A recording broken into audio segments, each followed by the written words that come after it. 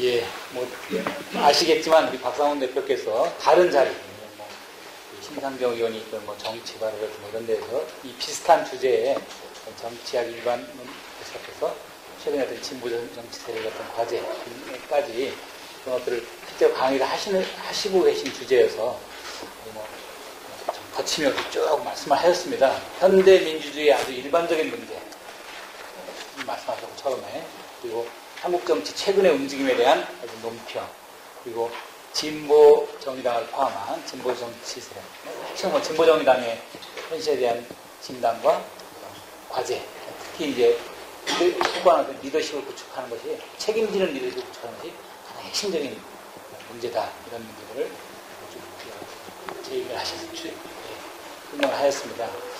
궁금하신 것, 지금 굉장히 자유롭게 궁금하신 것, 노동 중심성이나 그 사민주의를 그 해법으로 삼는 것은 이제 기본적으로 비정치적 접근이라고 하셨는데, 이걸 정치적으로 접근하려고 하면 어떻게 해야 되는지 좀 간단하게 하나고요.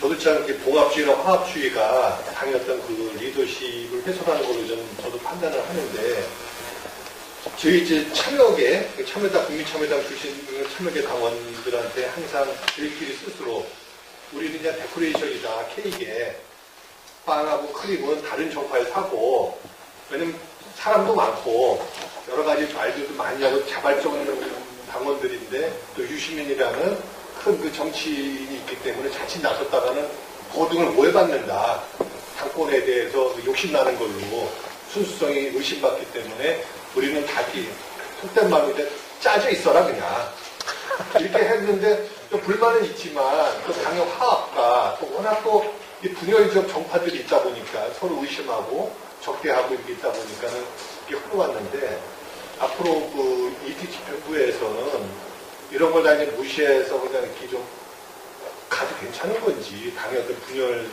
그런 걸 좀 한번 좀 듣고 싶습니다. 네, 참 어려운 문제.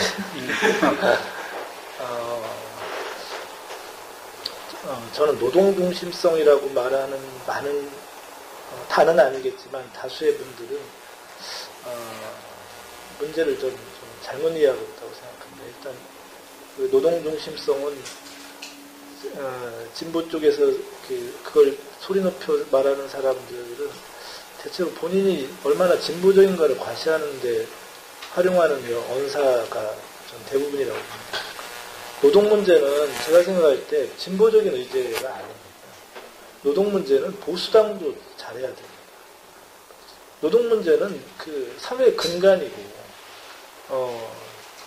이게 좀 그런데 제가 오바마 대통령의 그 2008년도 그 민주당 수락연설이 참 너무 멋져서 늘 외우고 다니는데, 반면 우리나라 민주당 대통령 후보들의 수락연설은 노동 문제 관련해서, 이게 노동 문제가 왜 잘못 이해가 되고 있나 전형적인 사례인데, 우리나라 대통령 후보, 민주당의 대통령 후보는 수락연설에서 이런 얘기를 했습니다. 저는 그간 노동인권에 대해서를 위해서 지금까지 목숨 걸고 싸워왔다. 이제는 대통령이 되면 한국 기업이 전 세계에서 경쟁력을 갖도록 이런 걸 하겠다, 이런 얘기를 하는데, 오바마가 비슷한 시기가 아니라 뒷시기죠. 오바마 이런 얘기를 한 적이 있습니다. 우리 민주당은 그 경제의 튼튼함을 포춘지에서 미국 기업이 몇 개 끼어 있느냐로 말하지 않습니다. 우리는 경제의 튼튼함을 아이디어가 있는 사람은 창업할 수 있고, 아픈 아이를 둔 웨이트리스가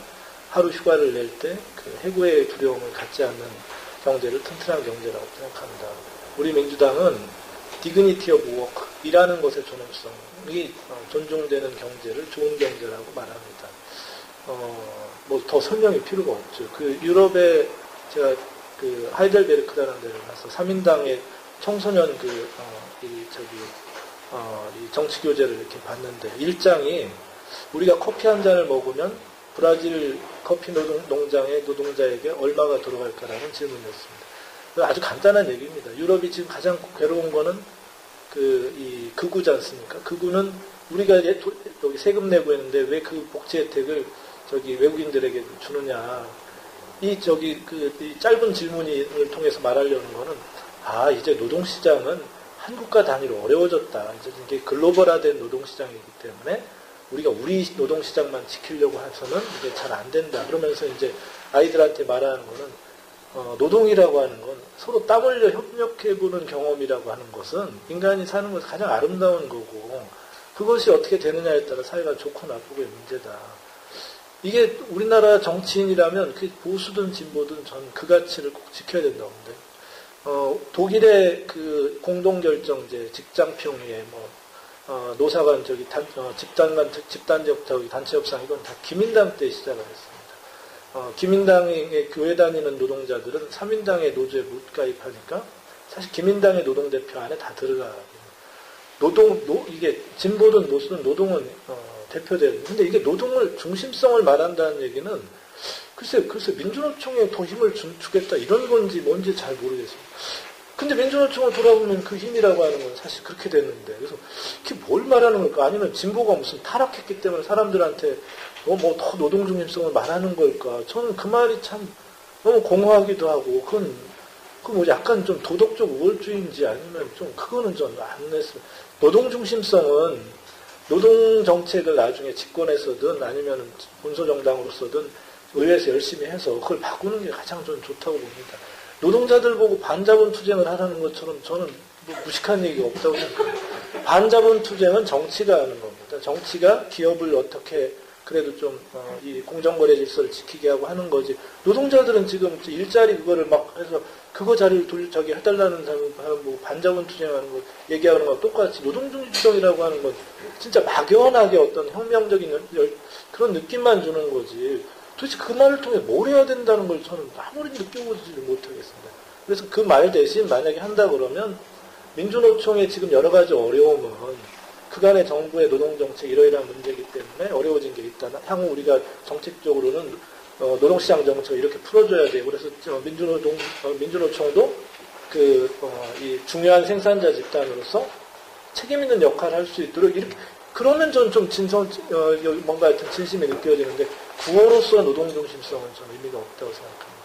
3인주의는 유럽에서 3인주의라고 하는 건 3인주의를 내걸고 말하는 것은 3인주의가 없습니다. 저는 그런 사례를 본 적이 없습니다. 3인주의는 다 사회당이 그전에 또는 사회주의적인 혁명을 얘기했던 3인당이 점점점 그 혁명이나 그걸 포기하고 또는 단일계급의 그걸 포기하고 계급연합과 또는 점진적 개혁의 길을 수용한 것의 결과로서 나중에 학자들이 그거를 기존의 혁명적 사회주의랑 달리 3인주의라고 정의를 해준 거지. 스웨덴의 3인당이 제일 먼저 당수인 브란팅이나 이런 사람들은 여전히 옛날 사회주의자였죠. 그 양반이 30년 동안 그 3인당을 이끌면서 시간이 지나면서 그 정책을 하게 된 과정이 우리가 지금 알고 있는 3인주의적으로 진화한, 그러니까 사회주의가 민주적으로 전환한 과정을 우리가 이제 본 거지. 3인주의라고 하는 건 이념성이 참 어렵습니다. 3인주의는 내용적으로 보면 진보적 자유랑 큰 차이도 없고, 그래서 이거를 내세워서 만약에 제가 그걸 조직해서 세미나를 한다고 그러면 3인주의 세미나는 글쎄 한 3번 이상 하기가 좀 어렵습니다. 왜냐하면 이 자체가 다른 이념처럼 막 이념적인 것이 아니라 약간 사실 짬뽕입니다.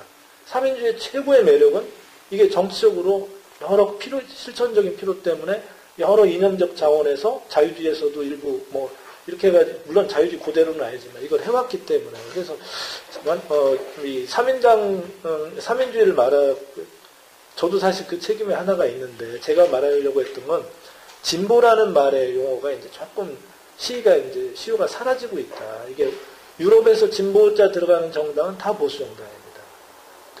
이 아주 유명한 일화가 있는데 노회찬 대표가 진보신당 당대표일 때 명함을 뉴 프로그레시브 파티를 들고 유럽의 3인당 의원 모임에 한번 가가지고 그 명함을 줬더니 의원들이 보고 이게 깜짝 놀란 건데 분명히 진보인데 설명 듣기는 뉴 프로그레시브 이런 애들 다 보수기 때문에 프로그레시브라는 단어는 다 발전주의라는 뜻입니다. 특히 뉴 프로그레시브 페미니스트들이 아주 싫어하는 그래서 우리가 그런데 이건 이해는 하지 않습니까? 이게 남북한이 분단돼서 이념적으로 쓰기 어려워서 진보라고 하는 용어를 쓴 건데 이제 점점 그것도 시효가 좀 어렵고 이제는 새누리당도 진보라고 자꾸 그러니까 내용을 조금 우리가 구체화하면서 앞선 나라들이 그걸 좀 실용적으로 활용했으면 좋겠다는 제안이었는데 이게 갑자기 3인주의로 바꾸자. 이거는 잘 안 됩니다. 그러니까 3인주의를 믿는 것을 우리가 소개하고 이게 괜찮다. 그리고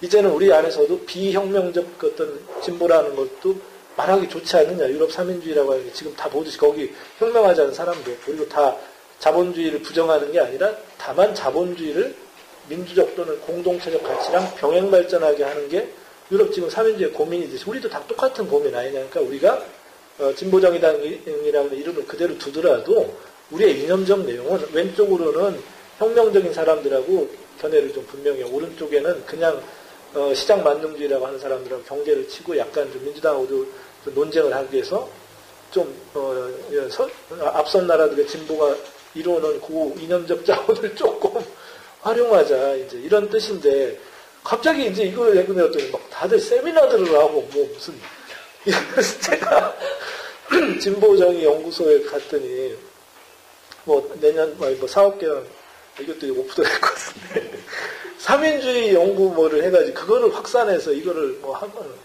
아니 그건 대학원생들이 나라 그렇고 그 공부하는 사람들이 내비둬도 우리 스스로들 다 잘하니까 안 하겠으니까 하면 이제 유럽 3인주의 막 소개를 해야 될 테고 그러나 정치하는 사람들은 그걸 정치적으로만 활용해달라는 부탁이에요. 그냥 안 그러면 이게 3인주의적인 의식개혁으로 진보정당을 만들려는 듯하게 보이면 문제가 생깁니다. 보통 사람들은 이 용어나 여기서 쓰이는 저기는 아무리 뭐해도 지식인 언어입니다.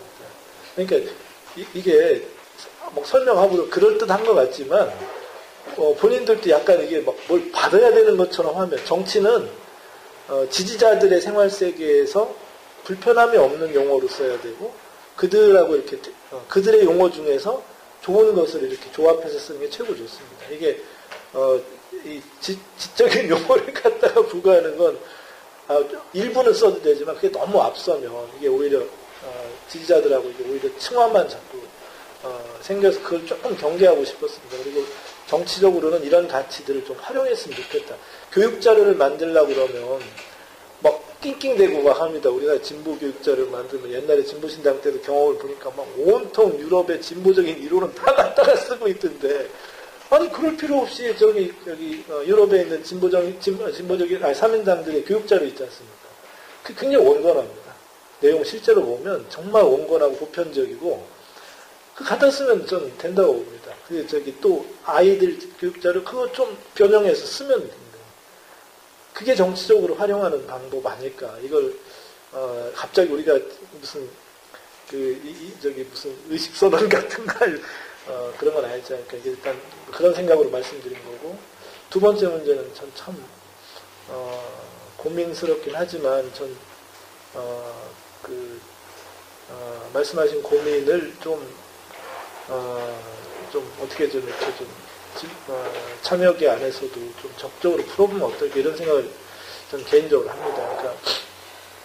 그러니까 이상하게도 우리나라 진보 쪽은 언어는 본인들이 뭐 정치하는 게 아니고 우리는 운동한다라고 진보 정치를 했는데 실제 그 전에 진보 정치 1세대인 뭐 민주노동당과 진보신당과 요 진행을 과정을 보면 그 운동을 한다라고 했던 사람들은 너무나 빨리 정치화됐습니다. 제가 보기에는 정치적으로 너무 명민하고 아주 그 정치적인 기획과 이런 술수라고 표현하면 좀 그렇지만 실력은 사실 굉장합니다. 근데 말은 변혁적이고 말은 운동적으로 하지만 사실 판단은 다 정치적으로 해왔습니다. 근데 신기하게도 제가 참여계를 이렇게 보면서는 참여계 상당 분들은 분명히 정치적으로도 다 유능하고 판단할 능력이 되는데 그거를 드러내는 게 혹여나 본인들의 대표에게 좀 누가 될까봐 좀 절제했다고 생각합니다. 그리고 그게 어떤 면에서는 그렇기 때문에 진보정의당으로 옮겨올 때 그렇게 리더십의 갈등이 없었던 데는 그래도 참여계가 그 발언 대표의 목소리에 비해서는 좀 주장을 덜한 것이 기여하는 측면이 있다고 합니다. 하지만 이제 유시민 대표도 이제 본인 인생을 사셔야 되겠다고 자꾸 하시고 그런 거 그것도 그건 뭐 또 우리가 뭐 부정할 수 없고 뭐 정치가로서는 물론 내 탓을 할 수 있지만 그 실존적인 삶도 중요하기 때문에 그렇다 그러면 참여계 안에서 정치적인 목소리를 낼 수 있는 걸 좀 적극적으로 하는 게 이제는 더 참아서도 참여계도 안 좋고 좀 진보정의당에게도 안 좋을 수도 있다고 생각합니다. 오히려 갈등을 좀 해보면서 갈등이 이게 분열이 아니라 의견의 다원성과 이게 당내 여러 가지 요구를 풍부하게 하는데 기여만 할 수 있으면 저는 그게 좀 낫지 않을까. 그래서 뭐 천호선 최고위원이든 우리 노학래 대표든 뭐 이렇게 좀 참여계 범위 안에서도 좀 정치적인 목소리를 내는 것이 좀 터부시 일단 안 돼야 되고, 두 번째는 그분들이 좀 정책으로 과감하게 하는 걸 오히려 좀 독려해주고 지지해주고 응원해주는 것도 좀 좋지 않을까. 더 이상 계속 목소리가 이렇게 좀 절제되는 것이 이 당에 도움이 될까, 이런 생각이 좀 들어요. 만약에 이제 7월 달인가요? 뭐 전당대회를 하고 그렇다 그러면 전 전당대회는 좀 시끄러워야 된다고 봅니다. 만약에 그때 대충 또 그렇게 하면, 그러면 좀 일단 사람들이 일단 좀 새 리더십에도 또 유사한 또 이 좀 뭐 그렇게 좀 기대를 좀 낮춰버리거나 하기 시작하면 계속 그러니까 좀 뭐라고 해야 되나, 비활동 상태를 그대로 유지하다 보면 돌아오기 어려울지도 모른다고.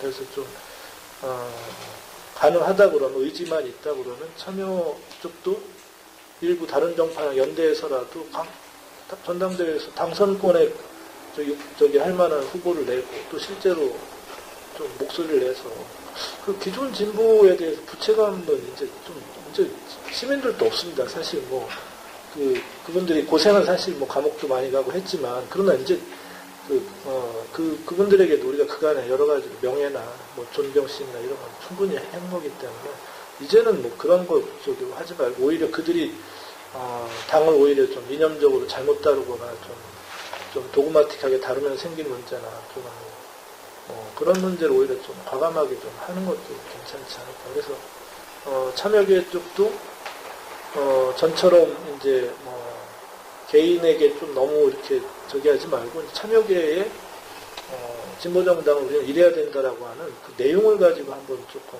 하면, 꼭 이거 뭐 참여계의 뭐다 이거보다도 그쪽에 주장이 일리가 있다, 그런 방법으로 당이 변화되지 않으면 어렵겠다, 어떤 누구를 민다, 이런 일반적인 어떤 그 부정적인 평가처럼 어떤 개인화된 어떤 팬덤 현상, 이게 아니라 내용을 가지고 이렇게 하다 보면 저는 오히려 그게 당을 좀 활력 있게 만들지도 모르겠다는 생각이 듭니다. 진보당이나 진보신당이나 녹색당 이게 마찬가지로 그래서 좀 진보적이라는 그 당에 대해서 짧게 진보의 모습이라는.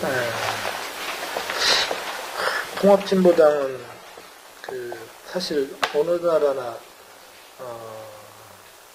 유사한 종류의 정당은 있다고 생각합니다. 보통 유럽이나 이런 데는 이제 뭐 트로츠키주의자들, 또는 공산당 계열들, 또는 뭐 생디칼리스트들, 사실 좀 어렵습니다, 통합하기가. 진보정당은 어느 나라든 간에 하나가 아니고, 왜냐하면 그게 또 이해가 되는 건, 인간의 열정이라고 하는 건 이렇게 실현 가능한 범위 안에만 있지 어렵지 않습니까?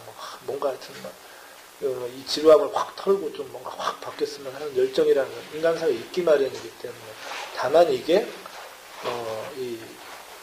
좀 본인들의 그런 해방적 열정 안에서 이렇게 좀 했으면 좋겠다는 생각이 좀 듭니다. 우리는 그게 이제 공산당이나 이쪽이 아니라 이제 남북 분단 때문에 북한의 그 영향을 좀 근거를 두고 있는 게 좀 있다고 봅니다. 그래서 그리고 그거는 본인들도 좀 망상을 갖고 있다고 생각합니다. 이게 그리고 또 뭐 자주노선이라고 하는 것은 좀 이제는 좀 시효도 지났고, 또 민족주의라고 하는 시각은 좀 민주주의하고 좀 상치되는 면도 많고, 그래서 그분들하고 협력은 좀 어렵지 않을까, 개인적으로는. 그래서 거기는 어떻게 보면은 좀 비합리적 진보 또는 뭐 비민주적 진보 이런 범주로 이렇게 좀 오히려 좀 선을 내놓고 그을 필요는 없지만, 실제적으로는 그렇게 좀 갈등하지 않는 방법으로 무시하는 것이 좀 저는 어떨까. 물론 어느 지역에 따라서는 또 통합진보당의 뭐 당협 뭐 위원장이나 이런 사람들이 합리적인 사람들이 있다 그러면 그 차원에서는 연대할 수 있지만 전국적으로 그 연대를 복원하는 건 좀 곤란할 정도로 저는 좀 거기는 조금 문제가 있다고 생각합니다. 녹색당은 제가 볼 때는 아직은 정치가 불가능하다고 봅니다. 본인들 정서도 그렇고 그냥 운동단체로 사실 평해도 괜찮지 않을까. 녹색당은 진보정당이 성공해야 그때부터 정치적 실험이 시작됩니다. 진보정당이 안 되고 녹색당이 되는 경우는 정치적으로 없습니다. 제가 아는 사례로는 녹색의 가치는 일단은 한번 그 사회의 사회경제적인 문제로 그 사회 생산자들의 상당 부분이 통합이 되는 것, 복지국가든 뭐 어떤 형태로. 그리고 나서 남는 이슈가 복지를 하든 뭐를 하든 결국 우리가 있는 자원을 고갈시키는 진보든 보수든 그거 똑같지 않습니까? 산업화를 하든 복지국가를 하든 자원의 고갈의 문제, 생태적 환경의 문제는 기존 주류 정당들이 좀 하기 어려우니까 그때쯤 저는 녹색의 가치가 좀 의미가 있지 않을까. 그러니까 지금은 녹색 정당도 1단계에서는 일단 진보 주류 정당이 한 번은 정치적으로 성공하는 다음에나 가치가 있을 거다라는 생각이 듭니다. 진보 신당은 좀 복잡한 것 같아요. 제가 진보 신당을 만약에 객관적으로 정의하라 그러면 뭐가 될까? 이념적으로 더 진보적일까? 그거는 아닌 것 같아요. 그냥 이념성이 있거나 그러면 뭐를 정의할 게 딱히 없어요. 예를 들어 이게 뭐 노동 문제에서는 어떻고 뭐 무슨 뭐에는 어떻고 이런 게 애매해요. 거기서 조금 더 진보정의당보다 더 진보적인 것처럼 보이지만 잘 들여다보면 그거는 이렇게 스타일이거나 제스처 같은 쪽이지 실제 내용으로는 이념적으로 더 진보적인지 잘 모르겠어요. 결국은 진보 신당에서 통합연대, 통합진보당을 움직여 갈 때 그걸 주도했던 노회찬, 심상정을 세게 싫어하는 집단이라고 정의하는 게 오히려 더 현실에 가깝고 그 중에 또 상당 부분은 통합은 찬성하지만 또 그게 싫어서 또 잔류하지만 지금은 또 길을 잃어가지고 만약에 진보정의당 중심으로 잘 되면 뭐 지금도 약간 왔다 갔다 할 수 있는 그런 종류의 사람이라고 봐요. 그러니까 이것도 역시 독자적인 기반을 갖는 이념성을 가진 것도 지지 기반을 가진 것도 아닌 약간 좀 구 지도부가 미워서 좀 하는 게 좀 주요 특징 아닐까. 그렇다 보면 자 여기도 내비두면 좀 어떨까 싶어요. 그러니까 자칫 많은 사람들 중에는 그 진보 세력을 다시 모아서 뭘 하자. 그건 전 반대하고 싶어요. 왜냐하면 이게 좀 핵도 좀 준비가 안 됐는데 이걸 하면 이게 분란만 생기고 그 갈등을 다루기도 어렵고 지금은 일단 진보정의당을 좀 단단하게 하고 그것의 단단함에 비례해서 외부 세력들을 하나씩 이렇게 하면 어떨까. 오히려 그런 데서 우선순위는 글쎄요. 민주당에 좀 괜찮은 일부 세력들 그리고 뭐 복지 관련된 운동을 하는 사람들 중에 좀 양질의 사람들 안철수 지지 기반 중에 양질의 좀 뭐 이런 쪽으로 어떻게 좀 하는 게 1차적인 데지 왼쪽으로 갈 일은 아닌 것 같아요. 저는 그때 제가 교직에 있었거든요. 얼마 전에 이제 대학 후배를 만나면 이렇게 했는데 걔는 아직도 교직에 있는데 무슨 얘기를 하냐면 교사 교감된 사람들 이상한 사람들이 많잖아? 이런 얘기를 이제 해요. 특히 여자들은. 왜냐면 교사 교감 있는 자리 자체가 그 탄의 권력이고 굉장히 정치적인 성향이 있는 사람들이 가는 곳이다. 이렇게 얘기를 하고 있죠. 그래서 그 교사들도 어떻게 보면은 그런 우리가 흔히 말하던 권력력이 없는 사람들은 처음부터 교단되기를 포기한다. 뭐 이런 얘기를 하거든요. 후보고사다 이런 얘기를 하거든요. 그러니까 이런 우리가 흔히 말하는 교육계도 일단 정치적인 성향하면 사람들이 좀 고개를 흔들어요. 그러니까 정말 학생을 가르치면 선한 의제라는 표현이 맞는지 모르지만 그러니까 뭐 점수를 따기 위해서 학생들은 팽개치고 학생들 중에 행정이 그러니까 관리의 대상 그 자기네들은 승진하고 교장되고 그런 사람들이 교장되니까 또 학교나 이렇게 교육에 대한 것보다는 그러니까 철학적인 부분에서도 이제 교육 철학이 사라지고 이런 부분들이 있듯이 정치도 아까 얘기했지만 그러니까 인간의 개인적인 선한 의지가 아니고 어떤 정치 세계는 다르다 이런 말씀을 제가 좀 들었거든요.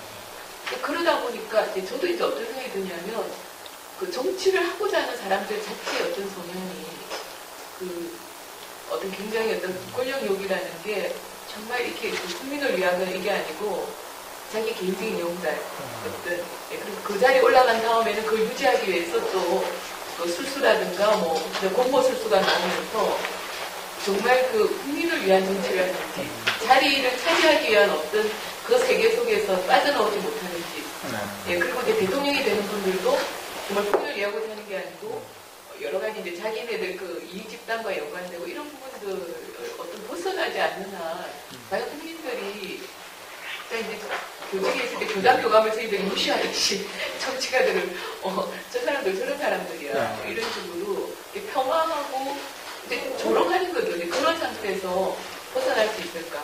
예.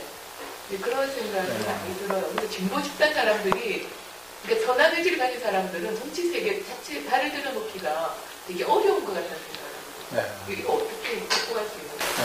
우리가 국민을 위한 정치를 하겠다 또 많은 교장들이 이제 아이들한테 훈화나 이런 걸 하면 이제 국민윤리나 이런 걸 강조하고 그분들이 본인들이 다루고 있는 게 권력이다라는 걸 모르고 있지 않을 거라고 생각합니다. 실제는 그거를 이렇게 어떻게 보면 가려서 이제 위장해서 이렇게 말하는 걸 텐데 어떻게 보면은 그 권력을 말씀하신 대로 그 부정적으로 쓰는 사람일수록 본인들이 하는 일은 권력이 아니라고 말하는 경우가 많이 있다고 생각합니다.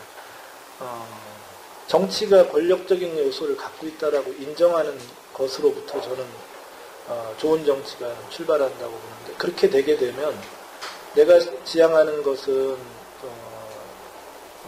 그래도 우리 사회가 조금 더 자유롭고 조금 더 평화롭고 조금 더 건강했으면 좋겠다라고 하는 어떻게 보면은 선의와 대의일 텐데 그것을 다뤄야 될 이 세계에서의 주로 진료들은 이런 거라면 그 두 가지 사이에서 고민하게 됩니다. 그 고민이 그 사람의 정치가로서의 실력과 인간적 깊이를 저는 키워준다고 생각합니다.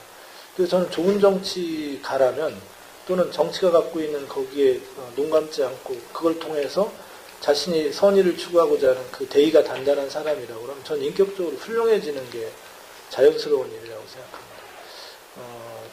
링컨이라는 영화를 이제 제가 보면서 참 여러 가지 생각을 많이 했는데 거기에 이제 이런 이제 두 가지 대의가 이제 있습니다. 하나는 그래도 흑인들도 법적으로는 평등하다라는 그 권리를 인정해주는 수정헌법 13조를 어떻게든 통과시켜야 되겠다라고 하는 대의가 있고, 그다음에 60만 명이라고 하는 젊은이들이 이제 희생당하고 있는 이 전쟁을 어떻게든 빨리 종결해야 되겠다는 대의가 있습니다. 근데 이 대의를 실현을 하는 게 이 대의를 앞세운다고 해서 되는 게 아니고 하나는 다수 의석을 만들어서 입법에 성공해야 되고 다른 하나는 그 남부의 항복이든 뭐를 받아야 되고 하는 이걸 거쳐야만 그게 이제 되는 것. 대의는 아름답고 선한 것, 대의는 선한 것이지만 그 과정은 이제 하여튼 그냥은 얻어지는 게 아닌 것. 그때 링컨이 결정한 거는 이제 20석을 필요한데 통과되려면 매수를 하든 협박을 하든 무조건 가져오라. 그리고 본인도 매수의 일부 참여도 하고 협박의 일부 참여도 이제 하게 되고 또 하나는 소위 말해서 전장에 내려다보내는 그 명령은 이 전투의 그 결절점이 되고 있는 그 항구에 있는 포탄을 다 쏟아보라. 그러니까 더 이상 희생이 없어야 된다는 결정은 있는 포탄을 다 쏟아보라는 거고 노예제라고 흑인들에게도 법적인 평등을 줘라고 하는 그 수단은 어떻게든 폭력을 써서라도 표를 가져와라라고 하는 그 결정을 이제 동반하게 됩니다. 그 과정에서 정치적으로는 이제 급진파인 이제 스티븐슨이라고 하는 사람과 이제 링컨의 대화가 나오는데 링컨은 그 사람에게 이제 쉽게 하면 그 사람을 이제 설득하는 데 성공을 하는 거죠. 그 사람은 절대적으로 나는 노예 해방이지 다른 어떤 수단이나 이런 걸 이렇게 우회하지 않겠다. 나는 오로지 할 때 링컨이 이제 나침반 이야기를 하면서 나침반은 북쪽만을 가리켜 주지만 그렇게 가면 늪을 만나서 죽을 수도 있고 그럴 수도 있다. 우리가 가는 길은 나침반이 옳다고 해서 가는 게 아니라 때로는 우회도 해야 되고 때로는 다른 방법을 써서라도 가야 된다 하는 걸로 이제 그 사람하고 설득해서 그 사람이 결국 법안이 통과되고 나서 가장 아름다운 장면 중에 하나는 그 법안에 사인된 걸 들고 가서 자기 부인한테 가는데 부인이 보니까 흑인 가정부였더라고요. 그 사람에게 이제 하루간 선물을 주는 거죠. 본인은 이제 자기 신념을 일부 꺾고 링컨의 설득에 다른 하나는 아름다운 장면은 전쟁이 그렇게 해서 끝나고 났는데 그란트라고 하는 이제 총사령관을 만나서 이제 대화를 하는 장면입니다. 그래서 두 사람 얘기는 이렇게까지 왔는데 희생이 참 너무나 컸다. 그래서 당신이나 나나 서로에게 너무나 못할 짓을 했다.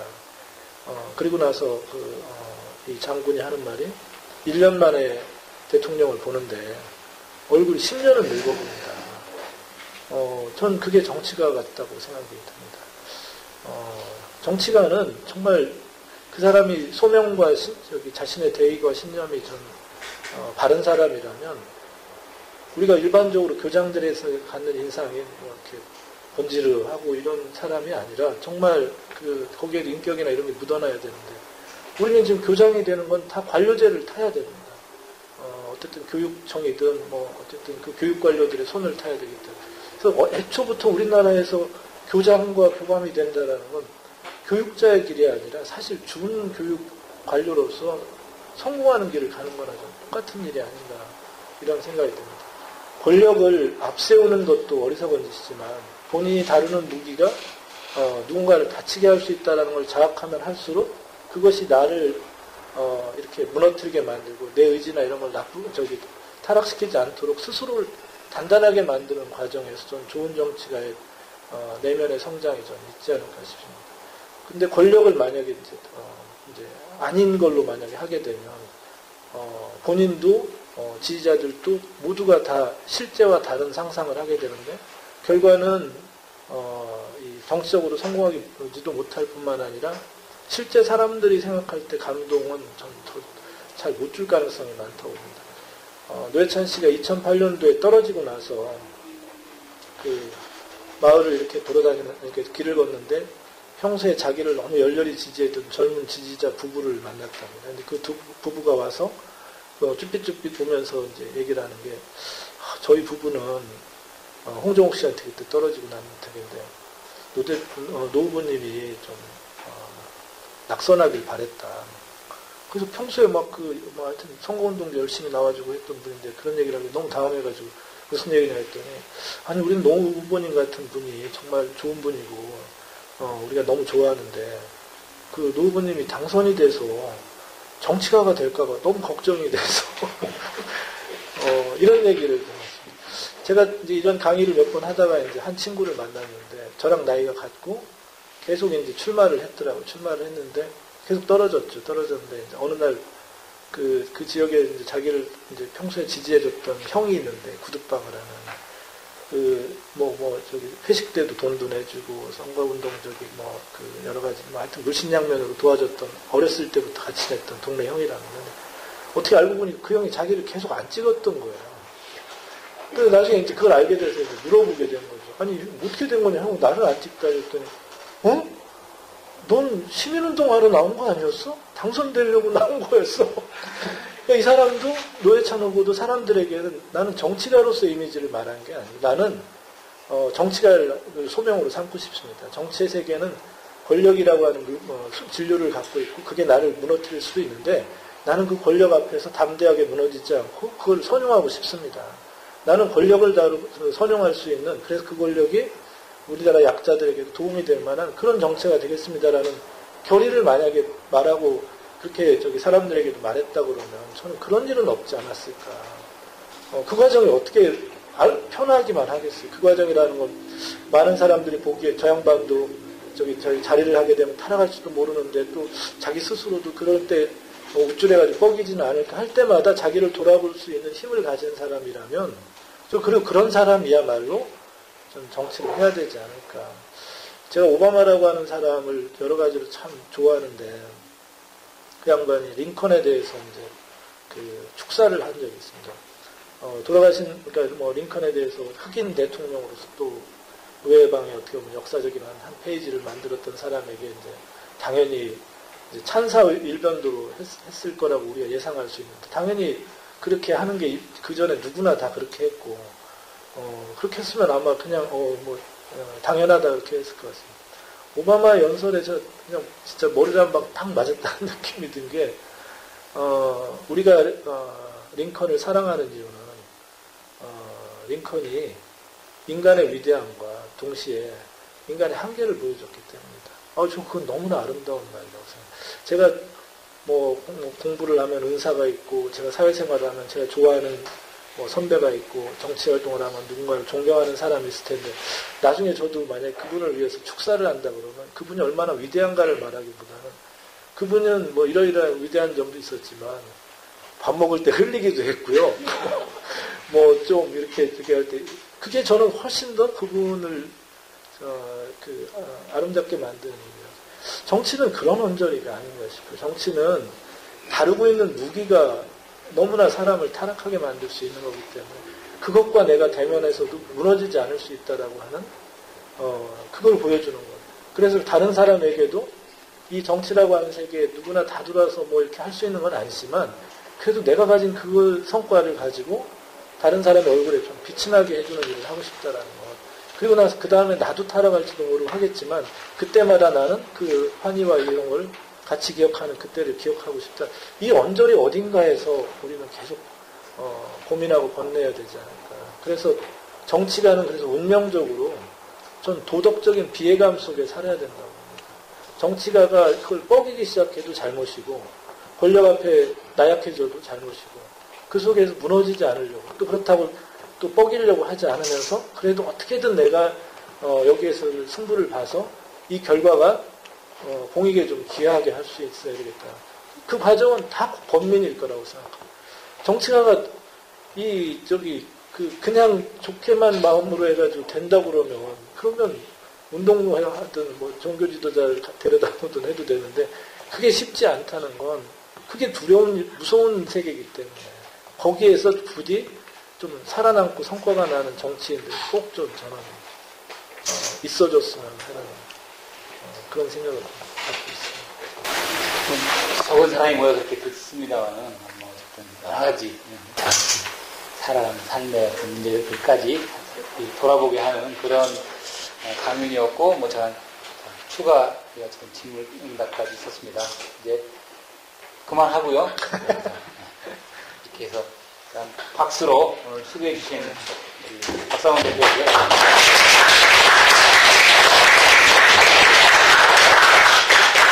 이제 사회정치연구회 이제 시즌 2 2주 후에 만 14차 예정되어 있는데요. 처음 예고했던 대로 14차는 아마 이재정 전 대표님께서 아마 강사를 맡게 되실 겁니다.